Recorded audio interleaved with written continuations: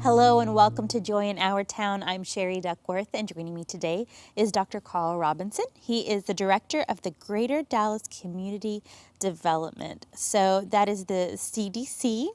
Is that right? Is that what you call yourself? That's correct. All right. Development Corporation. Awesome. Now tell us what you're all about, Dr. Robinson, and thank you for being here today. And thank you for inviting me as well. The CDC is a community development corporation. It's a 501c3, but it's kind of packed with a lot of different things that we can do in terms of the CDC. So everything from homelessness to at-risk children, and all the way to training and educating people in our communities. Now, today we were wanting to talk about the father factor. I like the way that topic has been named. What is the father factor, and what exactly does this address in the community? Great. My background is philosophy and psychology, so I've been working in counseling for over 26 years. The father factor is one of the things that we ran into when we started to do life skills training, and that is understanding the absence of the father, the statistics, and the fallout and fragmentation of the family as a result of not having a father in the family. 24 million children in the United States are living in homes with the father absent. So, that's almost 33% of the children. I mean, obviously there are multiple reasons why, but what are some of the main causes of this fatherless community that we now have? Yeah, wow. I think number one is divorce and the way the court systems handle a lot of things is a strong contributor to the fathers not being there with the entities that are in place. Sometimes that fragmentation, because children get divorced as well. So that means that father will maybe be in that house less and sometimes not at all. The second thing is the military. A lot of our men are away protecting our country and our rights, but while they're gone, their families are falling apart because dad's not there. The third thing is adolescence. Young men who are not ready to have children are having children. So therefore, if you've never had that responsibility in terms of having a father to teach you that, then when you have children, you have a propensity to walk away from it. I think the other one would be incarceration. A lot of men are in jail, and when that happens, then that really fragments the family and really roots at the family segment. And lastly, fathers. I call it fathers. That's strange. Fathers would be a cause, but because men who have not been fathered have children, they have a stronger propensity to walk away than fathers who have been, or young men who have been fathered. So the best father is the son. When the son sees the father and sees how father acts, then when he becomes a father, he emulates that because he knows what it looks like. Right. So they learn by example. Absolutely. Most definitely. Absolutely. I think it's interesting to hear, I mean, the different reasons obviously are, and the different causes, but the fact remains that it is a large section of our community that is fatherless. So regardless of how they got there, how does this affect the community as a whole? It begins with the home, and it always begins with the home. When homes begin to fragment, it affects the community, and the more that happens within the community, that's how mindsets are set by the way communities function. So children who have dads there have a propensity to do their homework. When children don't have fathers there, they're 3 times more likely to get on drugs, 4 times more likely to go into crime, 3 times more likely to have emotional issues. So not having the father there has contributed a lot, or is a strong contributor to what's happening in our communities, or what should be happening or not be happening in our communities. So there's an interesting domino effect there. It is. When the father is absent. Absolutely. In the home. He's supposed to be there. He's supposed to be there. It's true. It definitely helps because those single moms, they have, that's a whole nother, it's a whole nother topic. I but was that's, talking about that on the way, and I said, that's a whole nother show. It is because of the struggle, having that partnership is so important. Oh, the partnership. I love the way you put that. Yeah. It really is. It's a team effort raising children. It is.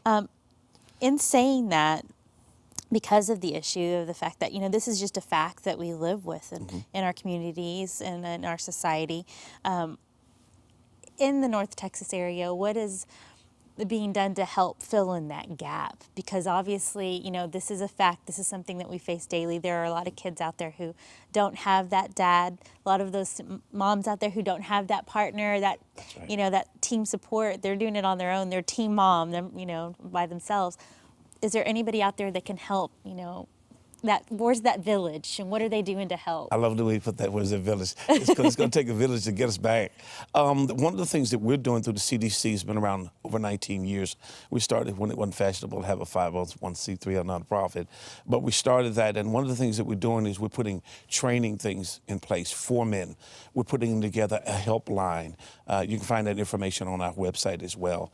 There are books and there are help materials and there are training materials that we offer there, as well as, and of course, my website there is kind of a flagship to point people in the direction. Mm-hmm. But those type of training instruments we're putting in place, just men helping men is a powerful element itself. So we're putting that together where men can call in if they get stressed, they can pick up the telephone and call.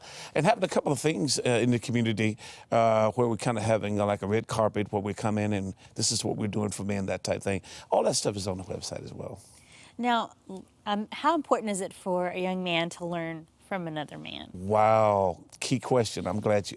It's like you're in one of my great classes. Oh, thanks. You're asking all the right questions. This is exciting. A man looks for, when a boy's developing, he looks for three things. He looks for first his God, what he will believe. He looks for what he will believe. Secondarily, he looks for his father, who he will emulate. And young men grow by comparison. That's why they look into the sky and say, I want to be a pilot, or I look and see the fire truck, I want to be a fireman by comparison. So they look for their father, they look for what they will believe, and they look for who they will love. If who they love is not there, they may love themselves and no one else. If the father is not there, they will emulate and make someone else their father. And if they don't have a strong belief system, they will take and create their own belief system that might take them into a world of crime or drugs. So young boys look for those three things in order to establish that growth. And when they miss it, this is where we see the links come apart in our society where men are falling apart. So they're really looking to that father figure for identity, self-identity. Fantastic. Having a group to belong to. Yes. Where do I belong? Right. And that's key. I mean, you think about the domino effect of their security and their confidence. Key for the confidence, absolutely. Absolutely. What encouraging words can you give a single mom today who's listening, who says, I would love to be able to give this to my son. Mm-hmm. What do I do? Where do I start? I think one of the things that I've seen over the last 26 years of doing my counseling is that sometimes dads come into the home who are not the biological fathers, and he may have a daughter, but she may have a son. We call it it's a blended family. We call it the Brady Bunch. The Brady Bunch. And they come together, and sometimes men have a propensity in those genres to come in and want the respect automatically from a boy that he doesn't know, that he hasn't yet loved. So respect and love comes before obedience. So I think that one of the things that women can do is when you have a man come into your life, say, hey, before we take too many dates, how about if you go get to know my son, hang out with him? Not just tell him that he has to be obedient because I'm his father, but let him know, hey, I love you and I love your mother. Now, the other thing is don't try to be the man, because you can only take him so far in terms of being a man. So don't try to be the man. Just be his mother, because he needs that. And find somebody, if it's an uncle, a cousin, some male role model, so that young man can see what it looks like to be a good man. and spending time, with that man for sure. It's key for that because he'll experience his growth. So talk to the men in the community who have these single moms in their lives, their sister, their cousin, that, maybe their neighbor, maybe it's, single mom in their church. What would you say to the men in our community who, see this need? I would say mentor. I think part of the nature of a father is not only limited to biological existence. I think that any man, when he sees a boy, or not only that reason, but he sees a young girl, that he can have an impact. I think we're so caught up about what we can intake that we forget about what we're able to give. And I think every man out there has something he can pour into. And I think if they look at it from that perspective, then every opportunity is an opportunity to influence. What is it that a man is able to give? What is it that makes that? Because I know as a little girl, there's something different about having my daddy, as opposed to my mom in certain situations. What is that? I don't know. Well, you're the doctor. Come on. I don't have the cure-all. I think it's the natural order of things, for one thing. Yeah. I knew that I grew up as a fatherless, and I didn't have a father figure till I was 29 years old. And I had a man come up to me who was very adamant in the community, and he says, "You really need a dad, don't you?" He could look and tell. And I said, "Well, yeah." He said, "Well, I love you. Come and hug me." And I'm like, "Well, I feel kind of funny. Men don't carry on." And he taught me to say, "I love you." And when I didn't have "I love you" in the vocabulary of my family unit, but he said, "I love you, son." And I felt strange. It was strange. I never had it. And over the period of time, he said, "Guess what? Your children are going to be my grandchildren." I was very fortunate to find. And other young men who are struggling, who may be struggling with their community, struggling with their existence, struggling with the absent father, just a few words, and you'll be surprised how they'll latch on and connect if they know you care. People don't care how much you know till they know how much you care. I love it. What a beautiful story you have. What a gift that man has been to your life. Yes. To be told that as a young man. Yes. That's very moving. It's precious. He taught me how to love my wife, too. He said, "Hey, you know what? You ain't that great. Your wife is a whole lot better than you." I'm like, "No, well, I thought I was great." So very humbling, it sounds like, which is good. We all need that, right? And you alluded to it. The balance of the two partners is powerful. That is priceless. Yeah. That is priceless. I love that. I love your example that you have given, and also the fact that he said, "Give me a hug," and because there's a lot of myths out there about what it means to be a man. Yes. What are some things that you'd like young men that are watching today, or even fathers who are watching today, to say, this is a myth about being a man. This is not true. I think for one thing is that it's okay to cry. It's okay to say, "I'm hurt." It's okay to say, "I don't feel good about that," or "I'm not comfortable with that." I think in our society, we painted the picture of a man being tough and residual and robust.